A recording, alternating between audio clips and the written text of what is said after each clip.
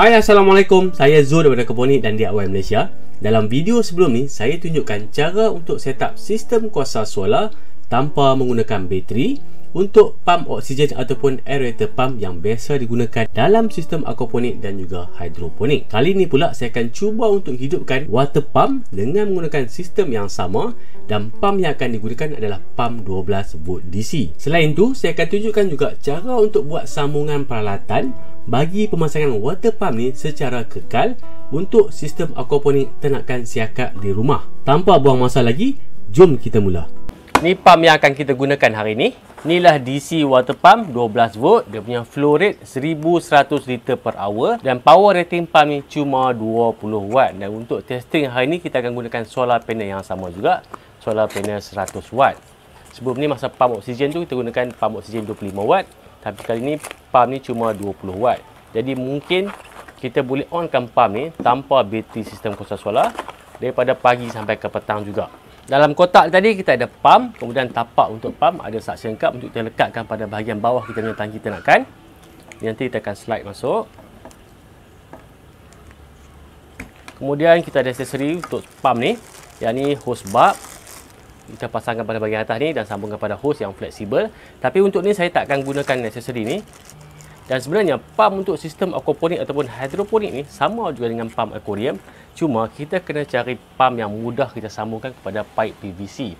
Untuk sistem saya, kebanyakan yang untuk sambungan pada pump, saya gunakan pipe 15mm PVC. Jadi saya akan cari pump yang boleh sambungkan dengan soket ni secara terus. Jadi lebih mudah untuk saya buat sambungan. Kemudian dari sini nanti kita akan sambungkan dengan pipe PVC 15mm. Okey, untuk hari ni kalau testing ni semuanya okey, pump boleh hidup, air boleh naik dan flow rate pun semuanya cantik. Apa yang saya akan buat, saya akan tukarkan pump yang ada dalam sistem aquaponik ikan siakap ni, saya akan tukar dengan pump ni. Jadi kita akan buat permanent installation untuk solar panel dekat atas bumbung. Kemudian kita akan buat wiring untuk hidupkan pump ni dengan menggunakan sistem kuasa solar tanpa bateri. Pump yang sedia dalam tangki siakap ni memang agak terlalu besar sebenarnya dan memang tak sesuai dengan saiz tangki ni. Ini pump jenis AC 230 volt. Dia punya power 30 watt, flow rate 2700 liter per hour. Pump ni memang terlalu besar untuk sistem ni sebenarnya. Tapi masa saya set up sistem ni saja pump yang ada, jadi saya gunakan apa yang ada lah. Dan masalahnya bila kita gunakan pump yang besar ni, dia punya penggunaan tenaga pun lebih tinggi. Untuk pump ni sebulan kos elektrik antara 15 hingga 16 ringgit. 15 ringgit tu mungkinlah tak terlalu tinggi, tapi kalau benda boleh jimat, why not kita jimat. Tapi satu benda yang kita kena ingat, sistem kuasa solar tanpa bateri hanya boleh berfungsi pada waktu siang saja semasa ada pancaran matahari. Jadi, kalau kita gantikan pump yang besar ni dengan pump yang gunakan DC ni, pump ni hanya akan berfungsi pada waktu siang saja. Pada waktu malam, pump ni akan mati sebab dah tak ada cahaya matahari. Dan sebenarnya untuk sistem aquaponik ni kita ada pilihan. Yang pertama, sama ada kita nak hidupkan pump ni 24 jam sehari ataupun kita nak gunakan timer. Maksudnya pada waktu siang kita onkan pump dan pada waktu malam kita offkan pump. Tapi saya selama ni memang saya tak gunakan timer. Pump saya memang on 24 jam. Tapi memandangkan sekarang ni saya dalam mode saving, kita nak berjimat. Jadi saya akan ubah benda ni. Pada waktu siang saja pump ni akan hidup dan pada waktu malam pump akan mati. Dan dengan sistem yang kita nak gunakan ni, sistem kuasa solar tanpa bateri ni, pada waktu malam secara automatik pump ni akan mati sebab dah tak ada cahaya matahari. So kita tak perlu gunakan timer. Untuk peralatan, untuk ni pun saya gunakan solar panel yang sama juga, solar panel 100 watt jenis monocrystalline. Kita ada water pump dan lagi satu peralatan yang paling penting, kita ada solar voltage regulator dengan MC4 connector. Dan untuk dapatkan semua peralatan yang saya gunakan ni, tuan-tuan boleh tengok kat bawah dekat video description. Saya letakkan link untuk tuan-tuan beli solar panel, pump dan juga voltage regulator ni. Cuma untuk sambungan kepada pump ni, sebab untuk sambungan kepada pump ni dia gunakan DC barrel jack. Jadi tuan-tuan boleh beli kabel macam ni, yang dekat hujung ni ada DC barrel jack. Ataupun kalau nak jimat, tuan-tuan boleh cari adapter yang lama yang tak digunakan, potong kabel dan gunakan konektor yang sedia ada ni. Jadi untuk sambungan, kita akan sambungkan dulu kabel yang ada DC barrel jack tadi pada kita punya solar voltage regulator ni.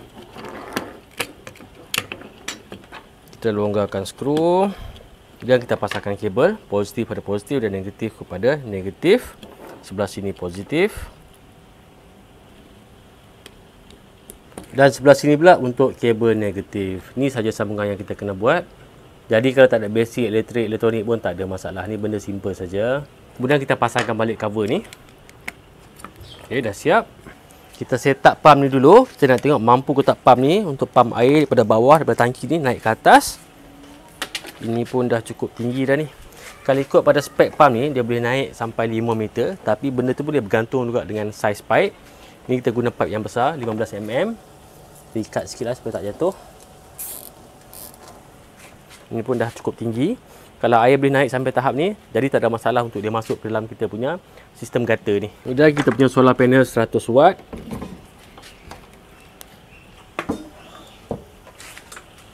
Kita sambungkan kita punya solar voltage regulator tadi pada solar panel. Positif dengan positif dan negatif dengan negatif. Kat sini kita dah ada output 12 volt. Dan daripada voltage regulator kita sambungkan kepada pump. Okey, air pun dah naik, memang agak kuat. Sekarang ni daripada solar panel kita turunkan voltage pada 12 volt, kemudian kita sambungkan kepada pump. Inilah kekuatan yang kita dapat. Bagi saya ni pun dah cukup kuat untuk saya punya sistem aquaponik siakap ni.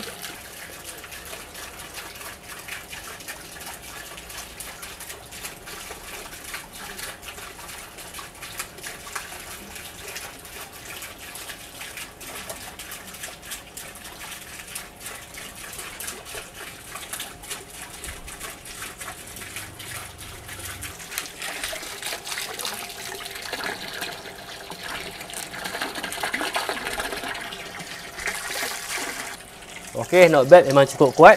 Dan sebenarnya untuk setup macam ni, kalau kita buat macam ni pun boleh bantu untuk naikkan tahap oksigen dalam air. Dia fungsi sama macam pump oksigen juga. Dan dengan flow air macam ni, saya rasa sesuai kalau saya gantikan pump yang besar dengan pump ni. Jadi saya akan buat pemasangan kekal. Kita akan letak solar panel atas bumbung, kemudian kita akan buat wiring untuk pump ni. Tapi sebelum tu kita test dulu, kita tengok sampai tahap mana dia boleh naik.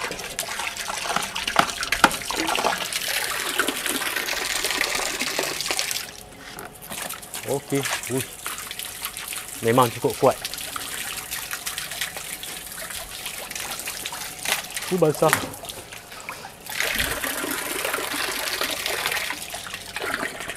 Okey, bila pancaran matahari terik, pump ni akan laju. Bila mendung sikit, pump ni akan slow lah. Dia masih lagi berjalan tapi slow sikit. Kalau saya lindung, dia akan slow. Sekarang ni tengah mendung. Awan dan lindung matahari. Dia dah laju adik. Matahari dah makin terik. Dia tu akan stop lah. Magic tak?